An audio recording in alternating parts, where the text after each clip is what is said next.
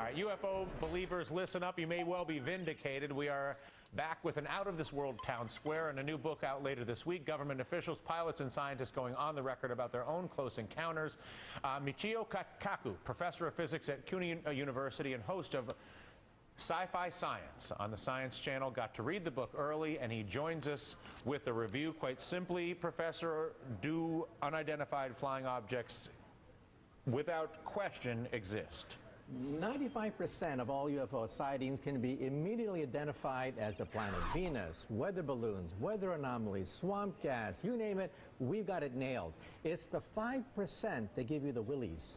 5% remain totally unexplained. And you're saying to 5% unexplained to the point where they are legitimately an unidentified flying object. And we're talking about generals. We're talking about Air Force pilots. We're talking about governors of states that claim that, hey, this is beyond our understanding of the laws of physics. Can I have an unidentified flying object that is not necessarily from some other place? It's possible, but we've looked at all the alternatives. These are multiple sightings by multiple modes. In other words, pilots, eyewitnesses, radar, visual sightings. These are very hard to dismiss, the handful of sightings. One over Alaska, another over Belgium, another over Iran. The handful of things that still cannot be explained defy known laws of physics. So then, by that definition, does this confirm the existence of life on other planets, in your opinion? I wouldn't go that far. We need alien DNA or an alien chip. That would nail it to the wall right there. We don't have that. We don't have the smoking gun. But this book is as close as you're going to get to the smoking gun. We're talking about senior military officials who were involved in the investigations of these incidents saying we are clueless. If you were to look at those who argue, well, hang on, there's no way that they could get here from some other planet, that the technology doesn't exist, the stars are too far away, you rebut that sort of thinking with what?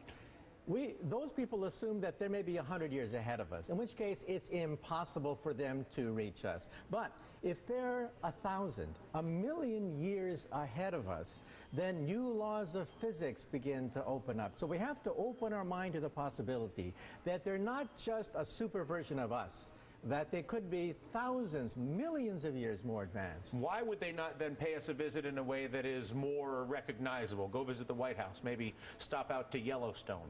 My point of view is if you're walking on a country road in St. Anthill, do you go down to the ants and say, I bring you trinkets, I bring you beads, I give you nuclear energy, or perhaps maybe you step on a few of them?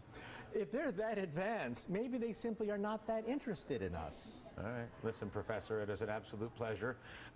If we have any strange sightings, at least now I know who to call.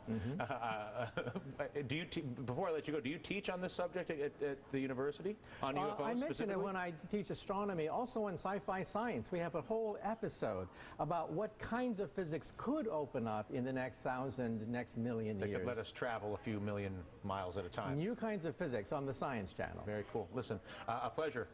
That does it for us. I'm Dylan Radigan. Hardball's up right now.